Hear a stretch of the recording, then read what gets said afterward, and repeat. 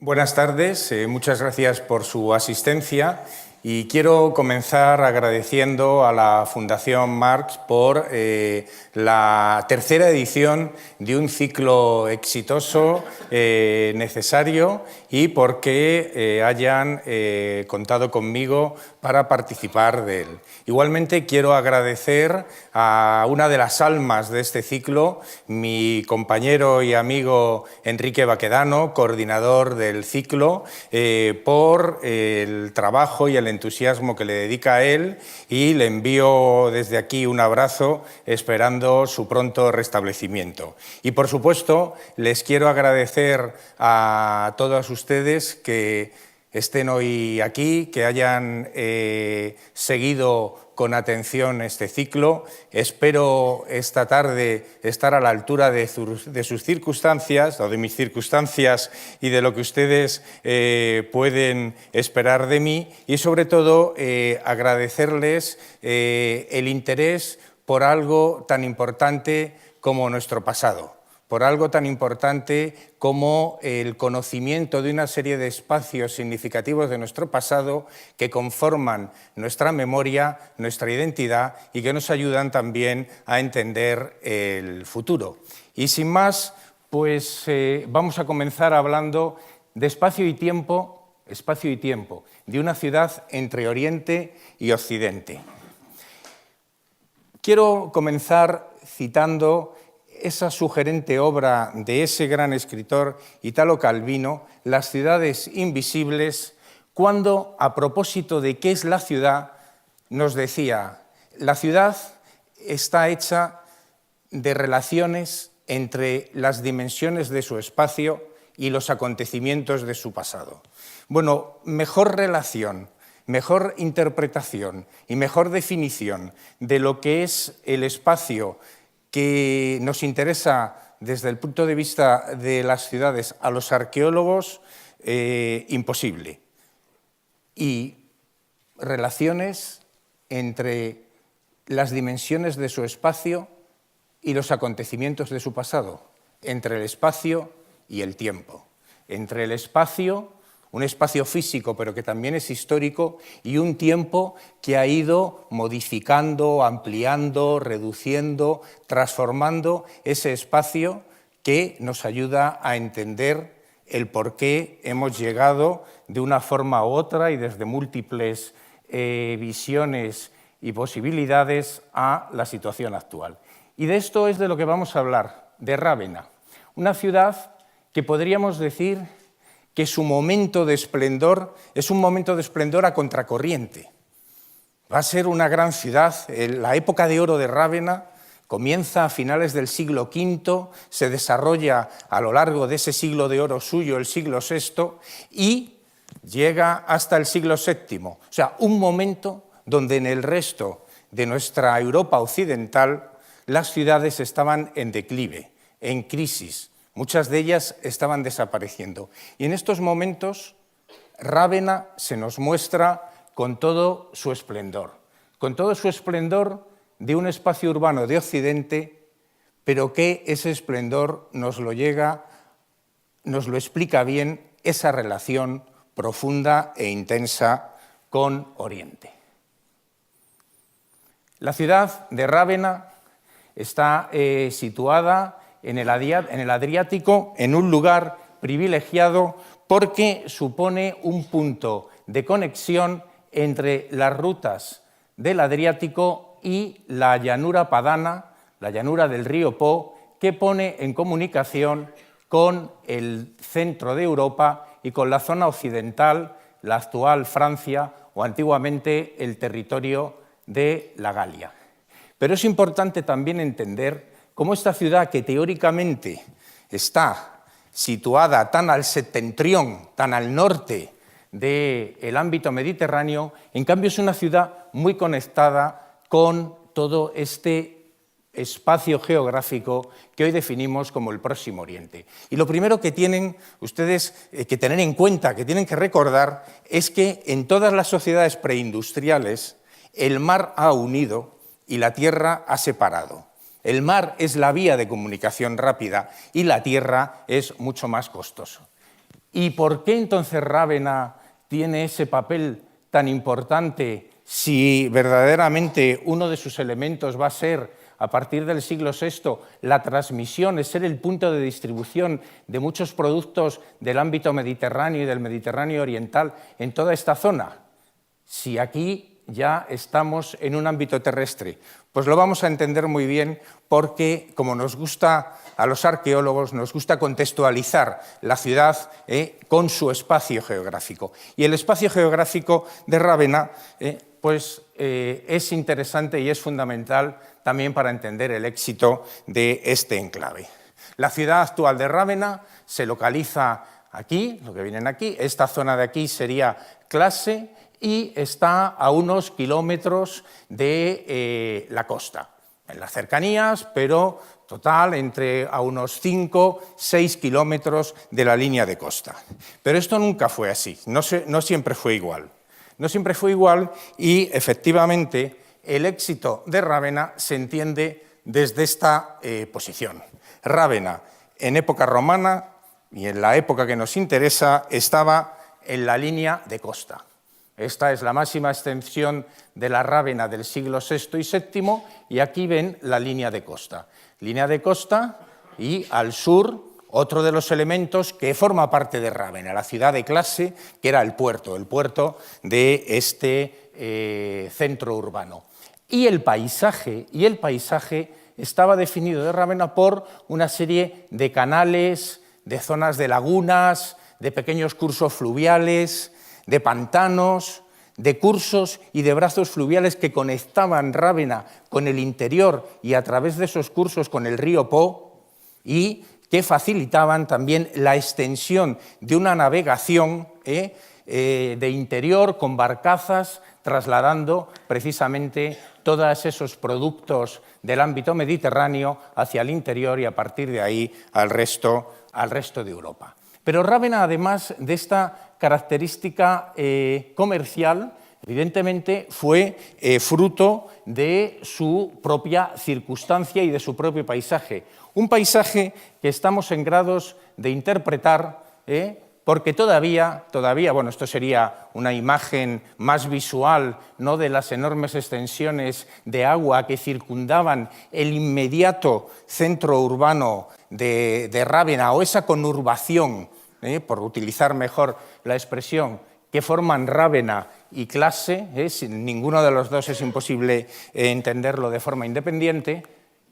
y este sería la imagen más o menos aproximada de los alrededores de Rávena, que es una imagen hoy también muy consolidada en esa línea de costa, ¿no? Zonas de dunas en la costa, lagunas, brazos lagunares y un paisaje, en definitiva, que cambió relativamente poco entre los siglos V, VI y el siglo undécimo, duodécimo, que es cuando ya comienzan los procesos aluviales y a separarse de la línea de costa, ¿no? Aquí tienen, por ejemplo, una imagen de lo que sería Rávena en el siglo XII, que nos está describiendo, por otro lado, un tipo de asentamiento muy común en esa zona del Adriático, y seguro que muchos de ustedes están pensando en otros muchos, algunos de los cuales así fue de gran importancia posteriormente. Pero además, donde se nos localiza no solo la ciudad, sino las lagunas, los brazos de entrada desde el mar, zonas pantanosas y ya las zonas de las montañas, ¿no? Esto, como les decía, va a empezar a cambiar y ya en las primeras cartografías que tenemos del siglo XVII ya vemos cómo la ciudad ha quedado alejada de la línea de costa, más o menos ofreciendo una configuración que se asemeja bastante a la actual, pero con una salvedad. Aquí ven todas esas zonas de humedales, los diferentes cursos de agua fluviales, los ríos, las zonas pantanosas, las lagunas, etcétera, etcétera, que configuran esa realidad. Y que la arqueología también se contribuye a documentarla. Aquí ven, prácticamente de un análisis aerofotográfico, los antiguos paleocauces, ya amortizados y cubiertos, que podían existir. Este, por ejemplo, aquí si no lo aprecian bien, es la desembocadura de un canal en una línea de costa alejada ya varios kilómetros, o incluso como una simple observación aérea nos da información sobre paleocauces y zonas de paso, zonas de puentes de madera, que constituirían un elemento y que lo sigue constituyendo hoy del paisaje. De un paisaje que hemos podido reconstruir, este sería el entorno de Rávena en el siglo V, VI, con estas características, y que hace que evidentemente la navegación, tanto de interior como marítima, sea un elemento fundamental. Bien, con todo eso, la ciudad de Rávena sabemos que pudo tener en la zona hábitat de época etrusca, pero empieza a tener ya una conformidad como centro urbano desde época romana, y concretamente, a pesar de que hay algunos datos de época republicana, los primeros datos arqueológicos factibles que tenemos sobre la ciudad ya nos sitúan en el siglo I, ¿no? La imagen que están viendo ustedes es la extensión de la Rávena en el siglo V, y en cambio esta sería la extensión de la ciudad romana, una pequeña ciudad de época romana, pero que corresponde a todos los criterios, a todas las condicionantes urbanísticos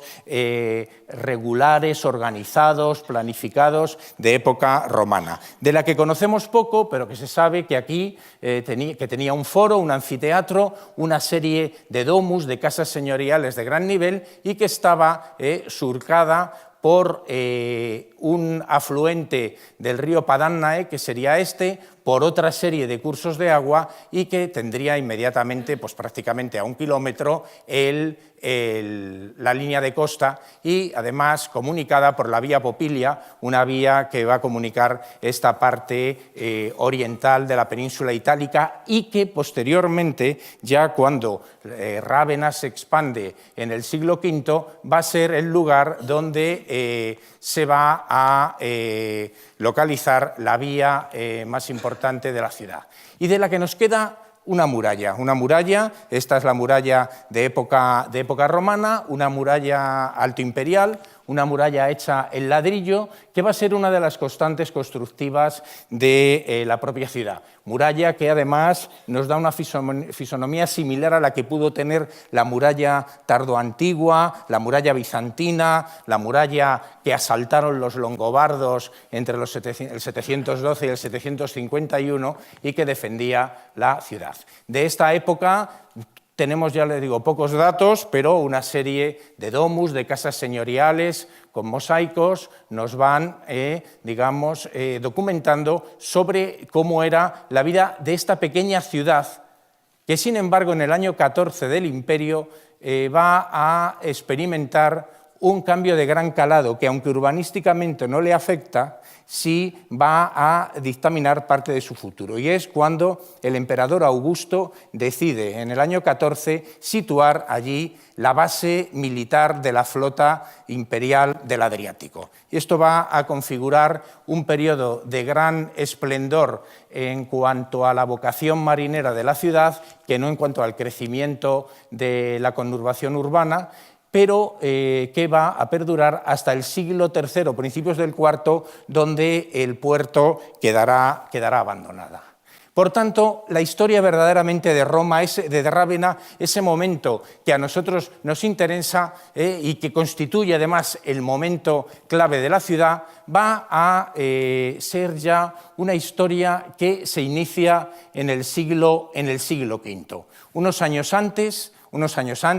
el emperador Teodosio había dividido el Imperio Romano en dos partes: el Imperio Romano de Oriente, con capital en la Nea Roma, en la Nueva Roma, en la gran metrópoli de Constantinopla, y el Imperio Romano de Occidente, que 7 años después de la partición, en el 402, va a tener su capital en Rávena. Es cuando Rávena se va a convertir en una capital imperial.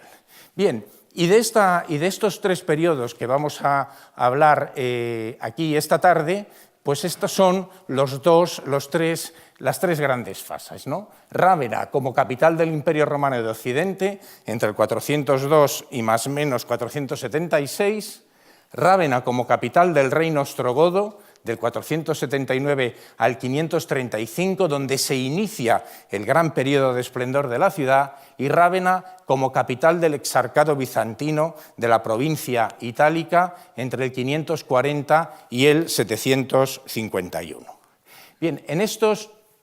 momentos, esa pequeña ciudad, a partir de la constitución como capital del Imperio Romano de Occidente, va a comenzar a tener una amplia actividad constructiva. Sabemos que se va a amurallar en esa época, porque así nos lo documentan las excavaciones arqueológicas, el puerto de clase, que va a empezar a recuperar parte de su antiguo esplendor. Aquí tienen en una de las excavaciones, una serie de torreones de tipo circular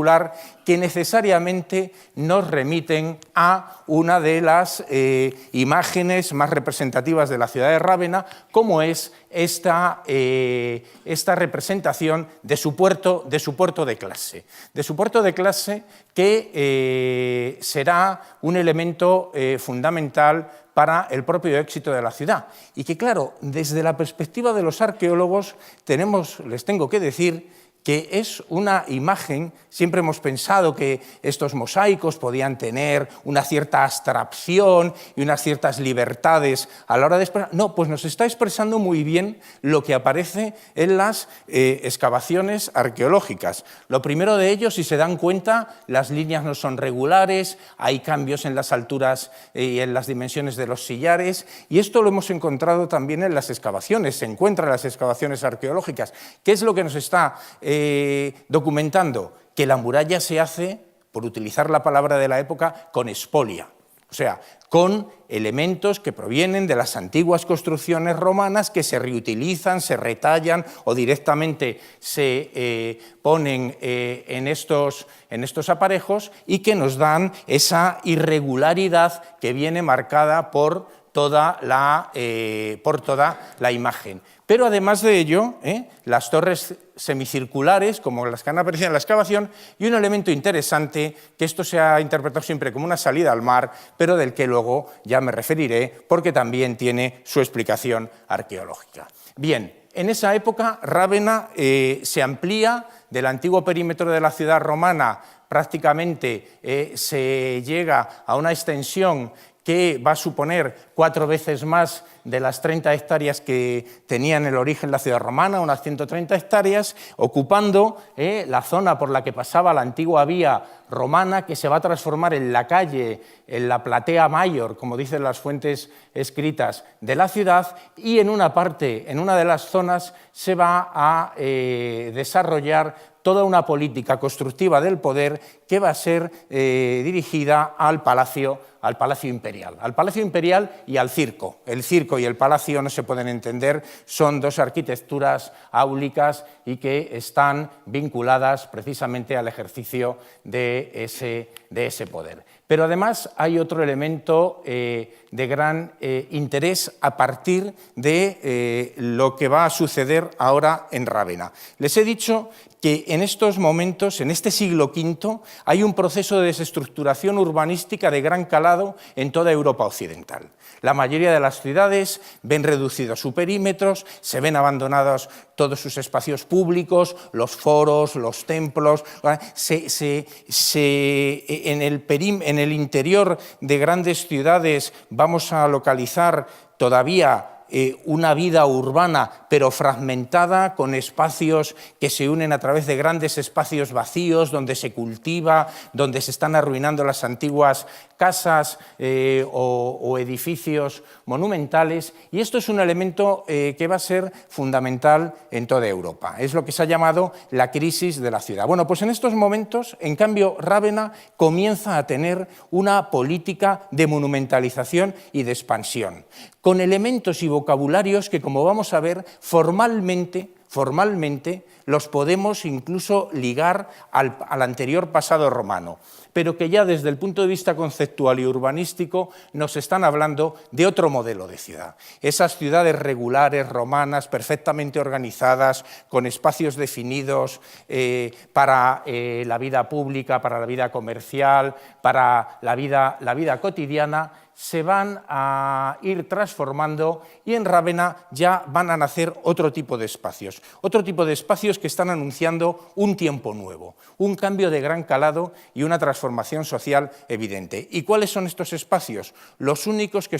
van a ser capaces de desarrollar unas políticas edilicias y unas políticas urbanísticas que puedan suponer la generación de hitos, de elementos representativos, en este caso, de una ciudad que evidentemente además también era capital imperial de un imperio que estaba dejando de serlo y se estaba encaminando ya a otro modelo de sociedad que es el de la Alta Edad Media. ¿Y cuáles son estos espacios? Fundamentalmente dos. Los espacios asociados a la nueva religión triunfante, el cristianismo, los espacios religiosos y, en el caso de Rávena, los espacios del poder político asociados a las estructuras de los diferentes estados que se van a manejar entre ellas. Bien, del Palacio Imperial, de este Palacio Imperial de Rávena, queda poco. Y lo único que nos queda es lo que pueden ver ustedes en esta planta, una gran sala absidal con un gran espacio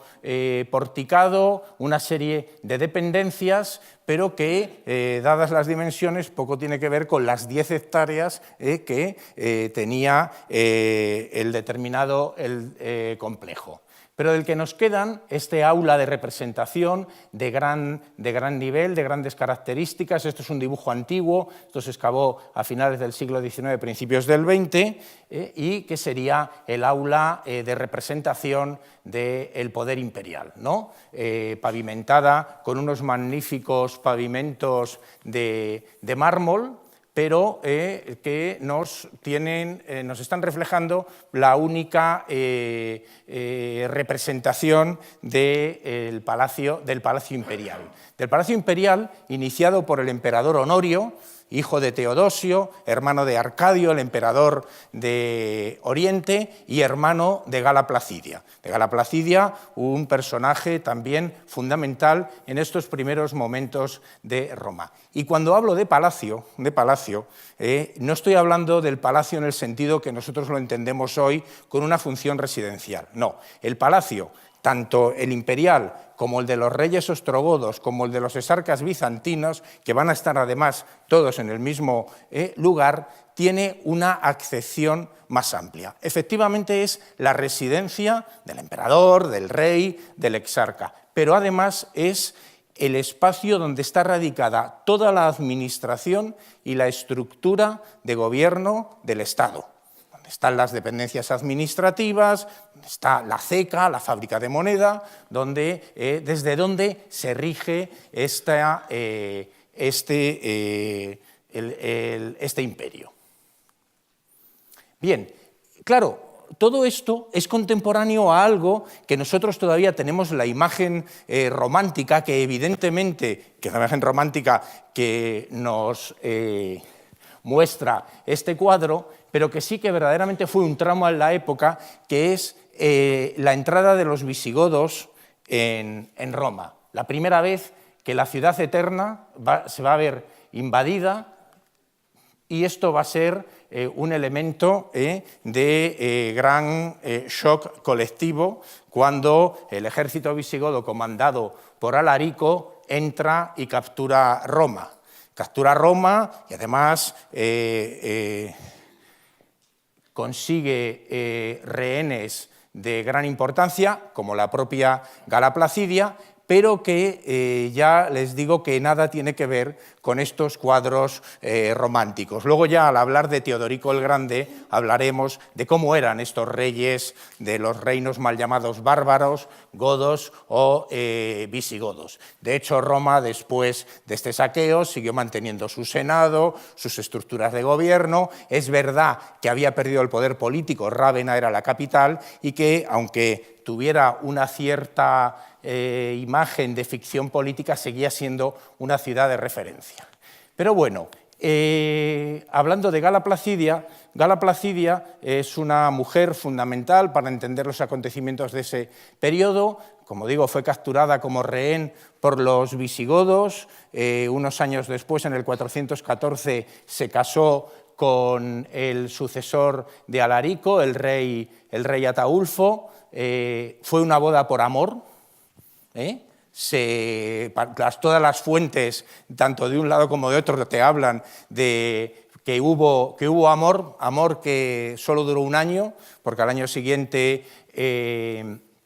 Ataulfo fue asesinado y Gala Placidia volvió a Rávena con su hermano y casó con el futuro emperador Constancio. Bien, como una mujer de la aristocracia, nos sirve también para entender cómo estos grandes aristócratas ravenates contribuyeron al embellecimiento de la ciudad. Y en el caso de Gala Placidia, además, edificando edificios religiosos. Es verdad que las fuentes dicen que era una devota cristiana, pero también, además de las propias motivaciones religiosas, tienen ahora que considerar que estos edificios también son elementos de expresión aristocrática, estas grandes basílicas. Y fundará la Basílica de San Juan Evangelista, terminará en Roma la Basílica de San Juan de Letrán, gracias a su apoyo económico, y desarrollará también una importante iglesia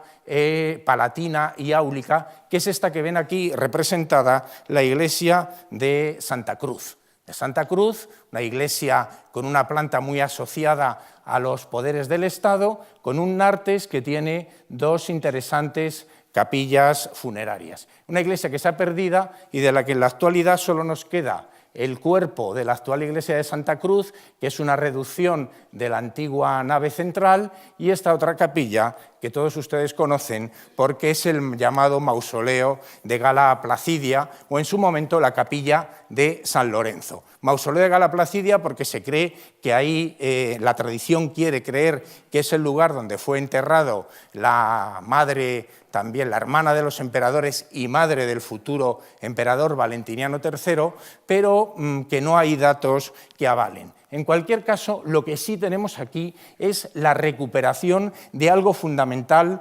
de todo el esplendor de una artesanía fundamental en Rávena, también conocida como la ciudad de los mosaicos. Y es estos espléndidos vocabularios musivarios que se basan todavía en la tradición romana, pero que ya están introduciendo un vocabulario formal diferente, que es el de exaltación de la religión, en este caso del cristianismo.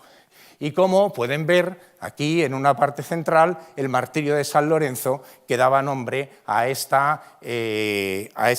iglesia, ¿no? Y donde vemos también unas imágenes de Jesús joven, el Jesús helenístico, imberbe, cuidando de su rebaño, y este magnífico elemento en la cúpula que era la representación de la cúpula celeste, y la cruz como en el sentido, como corresponde a un elemento funerario como estas dos capillas, en el caso de esta de San Lorenzo, asociado a la resurrección, y que también formaba parte de los nuevos ideales de expresión aristocrática. En esa misma época, también de época bajo imperial, tenemos el baptisterio de la gran catedral ursiana, de la que también se ha perdido todo el baptisterio ortodoxo,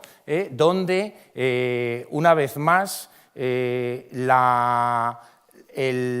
los mosaicos y la jerarquización del espacio constructivo nos ayudan a entender el orden religioso, que también tiene su transposición al orden también social.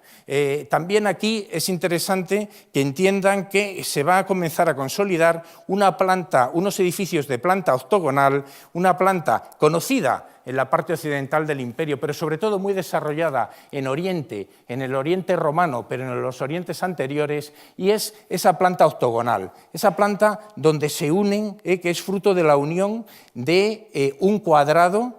que representa al orden terrestre y un círculo que representa al orden celeste, independientemente además de la propia simbología cristiana, que los 8 lados representan los 7 días de la creación y el octavo, el de la resurrección de Jesús. Y en este sentido, qué bien viene la planta octogonal para los baptisterios, para los lugares bautismales, por la propia función y el propio simbolismo que ellos tienen, independientemente de las propias relaciones e interacciones que el octógono puede tener con otras relaciones con las que tuvo tanto contacto el mundo mediterráneo y el propio cristianismo. Bien, aquí todavía seguimos teniendo un vocabulario y una iconografía de corte que nos remite a Roma. Esta primera parte, esta primera franja, está desarrollada por una serie de estucos. Estos son obras de estuco que imitan mármol, pero que te hablan de la pericia, del artesanado que trabajaba en esos momentos en la capital imperial, y donde están representados los 12 apóstoles y los 4 profetas. La parte ya superior de la bóveda es ya en mosaico. Aquí tenemos la representación del jardín del Edén, con los altares y cubículos de los cuatro evangelios y las sillas de los justos,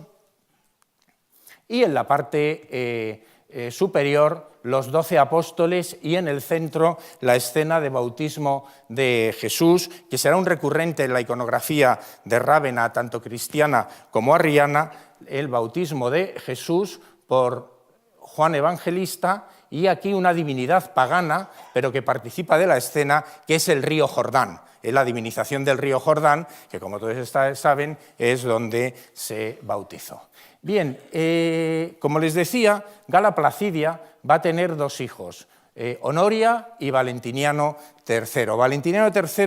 va a ser el emperador y prácticamente va a ser el último emperador de facto del Imperio Romano. Durante la época de Valentiniano III, gobernando desde Rávena, se va a perder el norte de África, que va a ser conquistado por el reino vándalo. La parte de Hispania comienza también un proceso de independización con el reino suevo en el noroeste y parte del visigodo en la zona central de la península, que además también va a ser la Galia, el otro lugar de asentamiento de los visigodos, y que va a tener cada vez una autonomía mayor respecto al poder imperial. Perderá también Sicilia, y prácticamente el Imperio Romano de Occidente va a quedar reducido a la península itálica. No, hay que reconocerle también un éxito, la batalla de los Campos Cataláunicos, donde derrota a los hunos de Atila, pero luego lo que vendrá serán una serie ya de emperadores que prácticamente son irrelevantes. ¿Y esto qué interés tiene para Rávena? Pues va a ser el momento en que se crea el reino ostrogodo. El reino ostrogodo, que continuará su capital por Rávena, por un gran estadista, Teodorico el Grande. Esta será la extensión, pero también es el momento en que se inicia el siglo de oro de Rávena, la gran expansión de la ciudad, cuando se va a conformar la imagen, junto con la época bizantina posterior, pero la imagen tanto urbanística de la propia ciudad. Y esto es interesante porque además señala el punto en el que esa ciudad de Occidente se vincula definitivamente a Oriente, a un Oriente donde hay una serie de referencias, desde el modelo de sociedad, la coherencia urbanística, el desarrollo de nuevos esquemas arquitectónicos y de nuevos espacios de poder, que vinculan a Rávena con ese mundo, porque el resto de los territorios de Europa occidental estaban ya insertos en otras dinámicas. Bueno, en este momento además ya es cuando urbanísticamente Rávena se va a dividir en 3 grandes elementos de organización del espacio urbano. Uno, la ciudad política, administrativa, donde vivía gran parte de la población, esta zona, un área cementerial y de estructuras religiosas, el suburbio de Cesarea, y el puerto de clase, que va a tener una gran expansión en época ostrogoda, que va a ser la zona comercial y el motor económico de la ciudad. Hay que entender también Aquí es el mismo palacio imperial que hemos visto antes, pero con una serie de modificaciones, entre otras ese aula triapsidada ordenada a hacer por Teodorico, que ya responde a esquemas de protocolo y de manifestación del poder típicos de Oriente. Esta tiene que ver con unos protocolos más sofisticados y con un ceremonial que inmediatamente nos remite a Oriente, que tuvo una serie de mosaicos de gran calidad, pero que están muy fragmentados y perdidos, como estos que pueden ver aquí, pero que también nos hablan de un personaje Teodorico, ostrogodo, pero que desde los 12 años se crió en Constantinopla con las élites aristocráticas, era una persona de cultura grecolatina, muy ligado además a la casa imperial, amigo del emperador Zenón, que le hizo patricio, que le envía también a la conquista de Italia, es decir, una persona que estaba inmerso dentro de lo que era un modelo social, cultural y político claramente bizantino, o claramente del Imperio de Oriente. Por eso les comentaba antes la famosa invasión de los visigodos. Desde prácticamente finales del siglo IV, todos los reyes godos, tanto visigodos como ostrogodos, se educarán en Constantinopla. Es decir, que eran personas que pertenecían, por entendernos, a las clases dirigentes, aunque su identidad era goda. Pero formalmente, y desde el punto de vista de lo que era su propio desarrollo y sus propias conformación política, respondían a este tipo de caracterización. Bueno, y además es Teodorico el que amplía el palacio, la antigua zona del palacio, y del que además nos ha dejado elementos que no solo son esos mosaicos o esas estructuras murarias que nos hablan de edificios notables en el área palatina, sino también la descripción de este palacio con este magnífico mosaico del Palatium de Teodorico. Un mosaico muy interesante, donde en la parte de atrás se nos localiza una serie de edificios que se discute si formarían parte de ese complejo de edificios palatinos o serían del propio paisaje urbano, y una representación del Palatium que nos ha llegado fragmentada. ¿Fragmentada por qué? Pues mire, si ven los detalles aquí podrán apreciar como manos, brazos, manos. ¿Y qué es lo que ha sucedido? Pues que este Palatium estaba en su origen, no solo era una arquitectura tal y como la hemos visto, sino que en él estaban representados los altos funcionarios de la corte ostrogoda y en la zona central el propio rey Teodorico. ¿Qué sucedió? Pues que con la llegada de los bizantinos se produjo, y voy a utilizar el término latín, ¿no?, la damnatio memoriae, y se eliminaron a todos los personajes que estaban bajo estas arquerías, ¿no?, y que además nos ayuda a entender precisamente la situación de personajes relevantes, las victorias aladas que les coronan a cada uno de ellos. Y por otro lado, pues que no pudieron eliminar una serie de manos o brazos representativos de ellos y nos ayudan también a entenderlo, ¿no? E incluso la propia parte de donde estaría representado Teodorico, que se cubre, al igual que todo esto, con estas representaciones de telas de prestigio, de cortinas, pero en las que todavía también podemos ver cómo habría unas coronas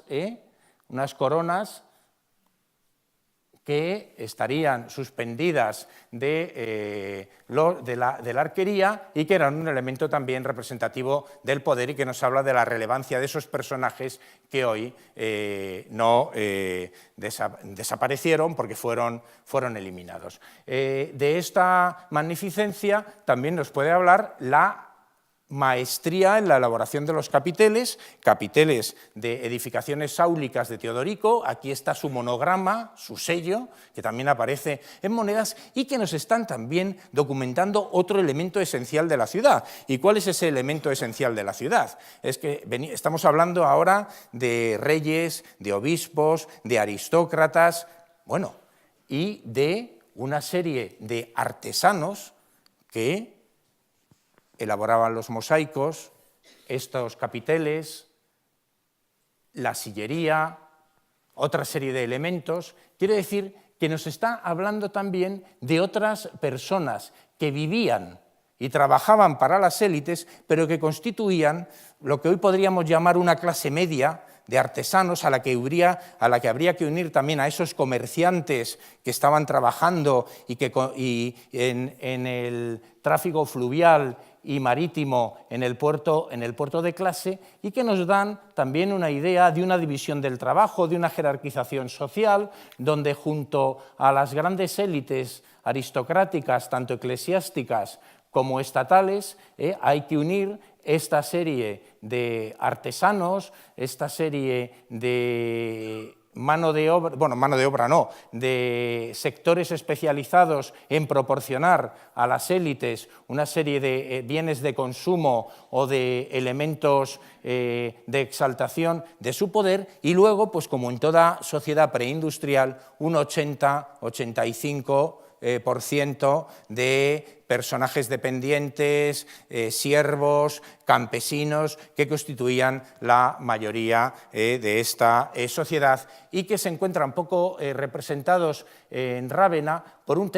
problema arqueológico. Estamos hablando de estos magníficos edificios, pero ¿cómo vivía esta gente? Pues generalmente vivían en construcciones de madera, mezcladas con adobe, con tapial, en material perecedero que deja poco testimonio, aunque también sabemos que era la forma mayoritaria de un paisaje urbano, ¿no?, en el que había una serie de espacios de prestigio, que son estos que estamos examinando. Junto a ellos, una élite que ya no eran ni obispos ni los reyes, pero que eran estos grandes aristócratas vinculados a la corte, que vivían en espléndidas mansiones, como esta de la Domus dei Tappeti di Pietra, que he dicho en italiano, de las alfombras de piedra, de estos magníficos mosaicos elaborados ya a finales del V, principios del VI, en una casa que ya tiene poco que ver con esas grandes domus estructuradas en patios de época romana, son ya casas mucho más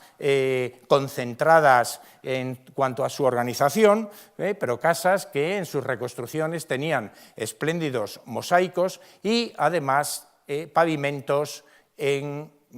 mármol, como estos de Opus Sectile, que tanto recuerdan a las grandes mansiones palaciales de la Constantinopla de la época. Y la iglesia áulica mandada a construir por Teodorico el Grande, la iglesia de nuestro Señor Jesucristo, hoy conocida como San Apolinar el Nuevo, donde están plasmados unos de los conjuntos de mosaicos más interesantes de época teodoriciana o de época ostrogoda. Y son estas famosas representaciones, de las que les tengo que decir que de época ostrogoda, de época de Teodorico, lo que nos queda son las dos franjas superiores. La superior, con una escena de la vida de Cristo, y la que está en el medio, con representaciones de los apóstoles y de los profetas. Porque todas estas que hay aquí, la franja inferior, la más conocida, son ya adiciones de época bizantina. Lo que había en origen allí era una exaltación del programa religioso arriano, como eran los ostrogodos, que cuando llegaron los bizantinos fueron eliminadas y en su lugar se localizaron estas otras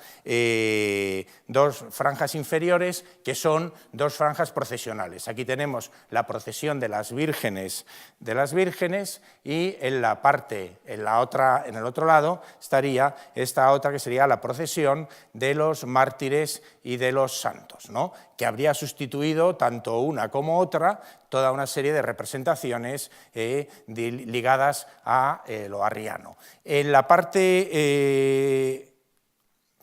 más próxima a la puerta es donde situaba la representación del puerto de clase, que esa quedó intacta, y la representación del Palatium de Teodorico, que ya vimos cómo se eliminaron los elementos que tenían que ver con este estado arriano, y que ya nos está anunciando un cambio. Si se dan cuenta, no es lo mismo el vocabulario, la iconografía de estos mosaicos que la organización de estos otros. Todavía estos están dentro de las características romanas, con idea de profundidad, y aquí todas ellas ya nos están reflejando un mayor hieratismo típico también de las manifestaciones que se van a estar dando en ese momento, una vez más, la proximidad con Bizancio, en el Bizancio de Constantinopla. Por ejemplo, aquí, en este detalle de la procesión de las vírgenes, estamos viendo esto de lo que les hablo, y un elemento también fundamental: las formas de vestir de las mujeres aristocráticas. En seda, seda que sabemos que llegaba a Rávena, seda que llegaba a Rávena, seda que llegaba a Rávena a través de ¿dónde? Del Adriático y de Constantinopla. Y les quiero recordar también otro elemento fascinante de este periodo, y cómo llegaba a Constantinopla la seda, a través de la ruta de la seda, a través de China. Y todos ustedes recordarán la famosa episodio de aquellos dos monjes que, si no fueron los primeros que inventaron el espionaje industrial, desde luego lo hicieron, que se vinieron desde China con aquel cayado que era una caña, y dentro de la caña gusanos de seda que pudieron mantener vivos hasta la llegada, dice la tradición, a Constantinopla, y fue el inicio de la producción de la seda que a través, como luego veremos también en el siglo VIII, a través de esta zona del Adriático también penetró en toda Europa. Bueno, hubo también una catedral arriana con su episcopado, con su palacio episcopal. De lo que único nos queda es el batisterio de los arrianos, un batisterio también de planta octogonal, donde tiene la imagen, los 12 apóstoles, y la imagen de Jesús bautizado por Juan Evangelista en el Jordán. Dirán, ¿y qué diferencias hay con unas y con otras? Bueno, la interpretación para los arrianos es que no creían en la Trinidad, y además, fundamentalmente, a Jesús le consideraban hijo de Dios, pero no Dios, ¿no? Y esta fue la gran controversia respecto a los niceanos o ortodoxos. Todo el batisterio estaba recubierto de mosaicos. En las excavaciones que se hicieron hace unos años se descubrieron 17.000 teselas, pero bueno, evidentemente se han perdido. Y otro de los elementos también, pero ya en el ámbito, hasta ahora hemos visto las iglesias arrianas, la capilla arzobispal, la capilla del obispado de católico, niceano, ¿no? Donde, en cambio, quien está representado es Cristo triunfante. Cristo triunfante venciendo ¿a quién? A los herejes. ¿Quiénes son los herejes? Los arrianos. Les tengo que decir que Teodorico fue totalmente, tolerante. Es que yo creo que la palabra es inexacta hablar de tolerancia. Él era arriano, pero había una coexistencia con los niceanos o ortodoxos, y nunca hubo ningún tipo de problemas, como no los hubo en ningún reino como el visigodo de Tolosa o el visigodo de Hispania. Eran diferentes formas de entenderlo, y, por ejemplo, entre los grandes funcionarios y políticos de la corte de Teodorico había muchos católicos. En el fondo era un sentimiento, el arrianismo, identitario de estas personas que se denominaban a sí mismos godos, aunque su bagaje cultural fuera pues el que ya les he venido expresando, ¿no? Bueno, pues el triunfo de Cristo. Y lo más interesante, de las cosas más interesantes de Teodorico, es que él inició una gran política de obras públicas. Primero, de desecación de zonas pantanosas, de ganar terreno para los cultivos a esas zonas de lagunas, de incentivar el comercio y el amplio desarrollo del puerto de clase. Y aquí en las excavaciones pueden ver cómo se ha localizado toda una zona de almacenes, un canal que todavía hay veces que se llena de agua y otra zona de almacenes, ¿no? que constituyen los elementos más interesantes de este puerto de clase, ¿no? Donde había una serie de edificios, tiendas y almacenes, porticados, el canal, otra serie de edificios, y que nos ayudan a entender el canal ahora, no la salida al mar, sino el canal que desde el puerto de clase conducía a las naves a mar adentro, y que era un elemento fundamental. Y a partir de ahí, como en la zona interior del puerto de clase, en esa gran laguna, salían también las rutas fluviales que con barcazas podían distribuir todos los magníficos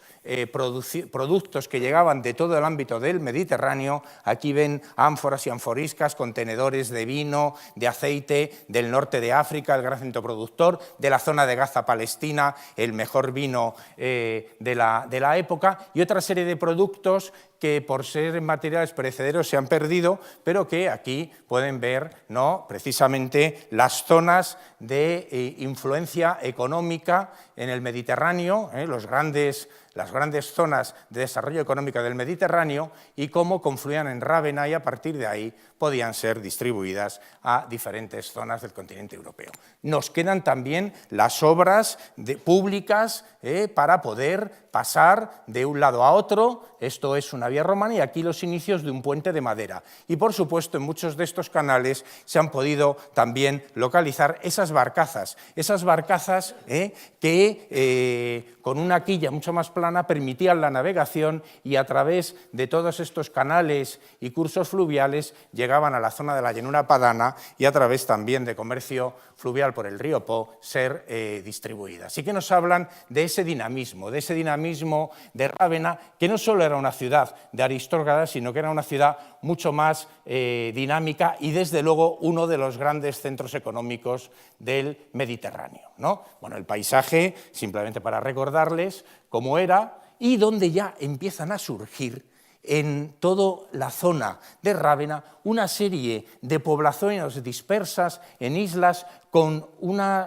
construcciones de zócalos de mampostería, alzados de tapial y madera, cubiertas, que nos están dando también la idea de un paisaje campesino y rural, que este sí que es típico de todo lo que se estaba, digamos, gestando en Europa occidental. Este es el paisaje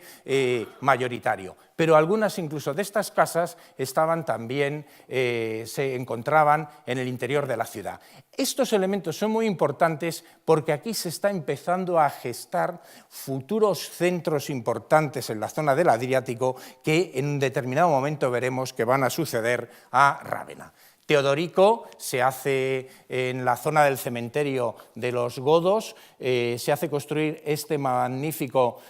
mausoleo, que esto sí que es una manifestación de legitimidad por parte del monarca, y además de encontrar una vía de conexión con las formas de enterramiento de emperadores romanos anteriores. Esto es a otra escala, en el fondo, un trasunto del mausoleo de Augusto, del mausoleo de Adriano. Pero no solo es eso, es también algo que tiene que ver con la exaltación del poder, y que lo vamos a ver también a los emperadores bizantinos. Es lo que diríamos, utilizando la palabra griega, un heroón, o sea, un lugar de heroización del monarca, que deja este magnífico y sorprendente, por otro lado, por la conexión con lo clásico y lo actual que podía también llegar a ser, o lo chocante en esos momentos, y además todo ello con el añadido de que estaba hecho en unos materiales inéditos para Rávena, una ciudad de ladrillo, y era en sillares y con esa magnífica cubierta de granito de 30 toneladas, de una pieza única que se hizo traer por vía marítima. El interior con el sarcófago en pórfido, en mármol, que era el tipo de mármol reservado a los enterramientos y a las formas de representarse de la familia imperial, y mientras Y mientras sigue habiendo actividad en el mundo ostrogodo, sigue habiendo actividad de época constructiva, en este caso por un importante obispo de Rávena, Eclesio, que una vez muerto Teodorico, y cuando está reinando su hija Amalasunta, en el 527 inicia una obra, pero que ya está claramente influida por la arquitectura de Oriente, por la arquitectura bizantina. Esta obra, que se inicia en el 527, va a ser una obra costosísima en la que va a intervenir gran cantidad de artesanos, se tendrán que dedicar tejares, canteros, todo tipo de elementos de un artesanado especializado para construir, como se acaban de dar ustedes cuenta, este es el origen de San Vital, de la iglesia de San Vital, que ya digo, comienza en el 527 y que remite a modelos orientales. Y no deja de ser interesante que en ese mismo año, en la zona de los palacios imperiales de Constantinopla, se está empezando a construir también una iglesia no contemporánea, que lo es, sino con grandes paralelos con San Vital, que es el precedente de Hagia Sofia, de Santa Sofía, que es la iglesia de Santos Sergio y Baco, ¿no? Que tanto elementos de conexión tiene con San Vital de Rávena y que ya nos está mostrando la definitiva inserción de esta ciudad desarrollada y dinámica, casi única en el occidente europeo, con el mundo bizantino. Incluso en el propio interior, bueno, hoy es una mezquita, pero la realización, la organización constructiva es la misma que vamos a empezar a ver en San Vital. He hablado de Amalasunta, he hablado de cómo en esos momentos comienza la política expansiva del imperio bizantino de Justiniano, que a la muerte de Justiniano habrá incorporado todos estos territorios, bueno, de aquí menos, simplemente esta parte, ¿no? Y el norte de África. ¿Qué quiere decir? Que ha logrado la renovatio imperi, como se dijo, la renovación del imperio, que no era la ocupación de los territorios del imperio romano en toda su extensión, pero sí el control de toda la economía del Mediterráneo, que queda cerrado bajo, vuelve a ser un mar, en este caso bizantino, y en el que Rávena va a tener un papel fundamental, va a ser conquistada por Belisario en el año 540 y se va a transformar, va a seguir siendo esa capital, ya no imperial, ya no del reino ostrogodo, sino la capital del exarcado de Italia, que se conocerá como exarcado de Rávena en esa época. Y aquí ya se termina lo que es la gran manifestación de la arquitectura áulica de Rávena, que es San Vital. Ya es cuando se le dota de todo su vocabulario iconográfico en sus mosaicos, y que aquí ya sí que tiene una relación muy clara con la que de otra forma va a ser la gran realización de Justiniano en este caso en la gran metrópoli de la época, en Constantinopla, pero que también se ve reflejada, ¿no?, en toda la estructura de San Vital, con una serie de programas decorativos, donde ya, los suelos también de mosaicos, estas magníficas paredes de mármol, perfectamente hechas a la manera también de Constantinopla, con los emblemas de los emperadores, la jerarquización que hay dentro de los rígidos protocolos ceremoniales del mundo bizantino, donde es difícil separar lo que es el ceremonial religioso del ceremonial imperial, ambos tan intricados, y el elemento de organización de todo un mensaje religioso, pero ideológico, destinado también a la exaltación de la fe verdadera, en este caso el catolicismo, y también conectado con el propio protocolo imperial. Y de hecho, aquí tenemos como en un lugar absolutamente protagonista de San Vital, vamos a tener las imágenes más conocidas de dos personajes fundamentales de la estructura política y económica de la época. El emperador Justiniano, que se va a ver aquí rodeado por el obispo Maximiano, bajo cuya mandato se termina San Vital, por este personaje, que es un personaje muy interesante, se llama Juliano Argentario. ¿Y quién era este Juliano Argentario? Un banquero que pagó la construcción de San Vital y algunas otras cosas, pero que nos habla también de ese carácter de centro comercial que va a tener Rávena. Y aquí otro personaje también fundamental, el gran amigo de Justiniano, Belisario y conquistador de Rávena. Y frente a esta imagen, la emperatriz Teodora, posiblemente la emperatriz romana más reconocida por sus dotes políticas y de organización del Estado, que aparece con dos de los altos funcionarios de la corte y fundamentalmente con Antonia, la mujer de Belisario, y con la hija de ambos, Juana. Y donde aquí ya estamos viendo ese hieratismo, esa organización del poder, esa estructuración de un mensaje simbólico vinculando también el poder, la cúpula celesta, como es ese nicho, esa venera que también veíamos en la imagen de Justiniano, y por otro lado un elemento también muy interesante, y es que aquí el emperador y la emperatriz están situadas en una posición de igualdad.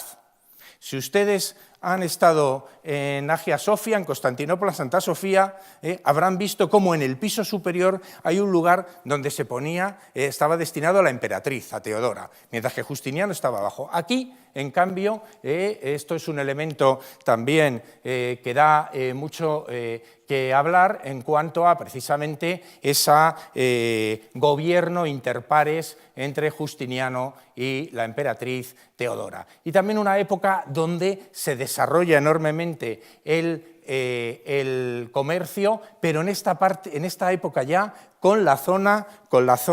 de Oriente, de Próximo Oriente. Aunque siga habiendo comercio con el norte de África, Rávena se va a volcar como centro de transmisión hacia la zona de la península itálica de productos del ámbito del Egeo, de Constantinopla, de las zonas de las costas de Próximo Oriente, de Antioquía fundamentalmente, de Alejandría, y a través de ahí de lo que viene del Imperio Sasánida y de los territorios más allá del Imperio Sasánida. Se sigue desarrollando esta estructura comercial, ya conocemos incluso cómo eran estas tiendas, estos almacenes, estos lugares de intercambio comercial, como ven aquí en la representación, y también tenemos incluso en Constantinopla y en la zona del Adriático esos barcos que surcaban el Adriático desde la zona de Próximo Oriente y que iban llevando en sus bodegas los diferentes tipos de productos que luego se comercializaban en este puerto de clase. Puerto de clase donde sus suburbios ya va a ser un poco el canto del cisne de este momento de esplendor de Rávena. Se van a edificar dos importantes iglesias, como son esta de San Severo, una iglesia magnífica, un monasterio que va a tener además una larga perduración a lo largo de toda la Edad Media, y San Apolinar en clase, la más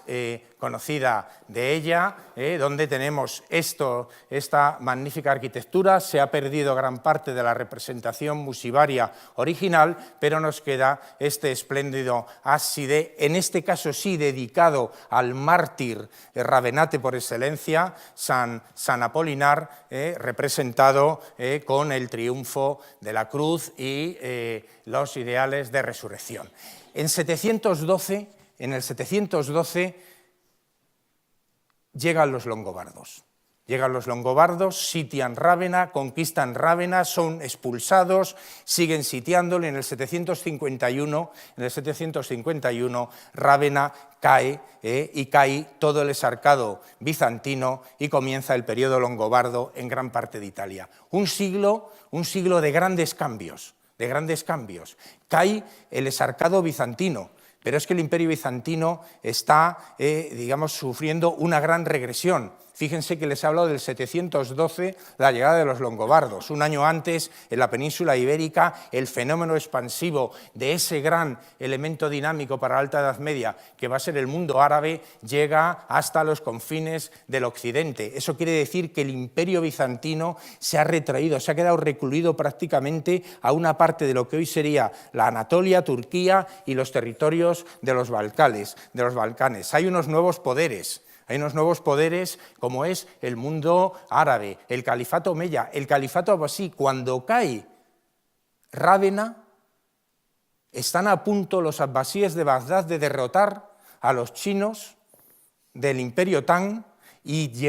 inundar Bagdad de artesanos chinos que van a introducir nuevos elementos, digamos, desde el punto de vista de la artesanía, de las cerámicas, de los elementos de prestigio, de la elaboración de la seda, que también van a inundar. Estamos en un momento verdaderamente crucial para lo que es el Mediterráneo, de grandes cambios que ya nos introducen en la Edad Media. En estos momentos también Rávena cae, su paisaje como ciudad empieza a verse resentido, pero sigue la vida, sigue el comercio, siguen esas vías fluviales funcionando y justo a los pocos años de caer Rávena, a finales del siglo VIII, surge un nuevo emporio, Comacchio, que está en la desembocadura del Po, que va a ser el que va a heredar todo ese papel de Rávena de introducción de productos en la Europa carolingia, de productos que vienen de este mundo en dinámicas de expansión fascinantes, como es el mundo de Próximo Oriente árabe del que les acabo de hablar. Una ciudad, un emporio que durante siglo y medio va a tener el predominio de todo ello, pero que va a tener duras competencias, y que al final va a ser también derrotado, y el centro de poder de lo que había significado el origen de Rávena, va a pasar a otra gran ciudad, a la Serenísima República de Venecia, que a partir de ese momento cogerá la antorcha de Rávena hasta en sus manifestaciones y nos seguirá hablando de cómo ese mundo del Adriático iniciado en Rávena va a tener un desarrollo fundamental a través de su heredera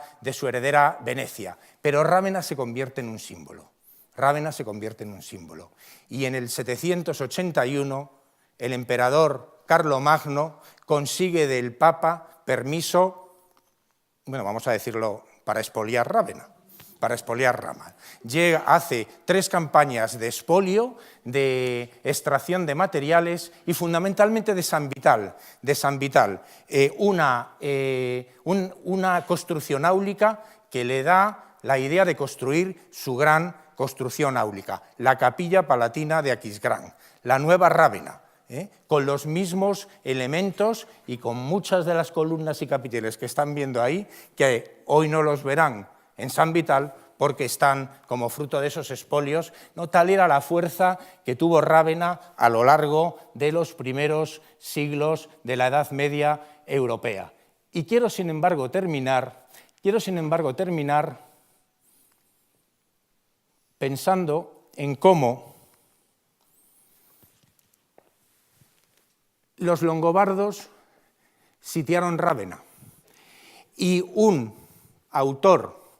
de la época, Paulo el Diácono, nos cuenta cómo cuando llega,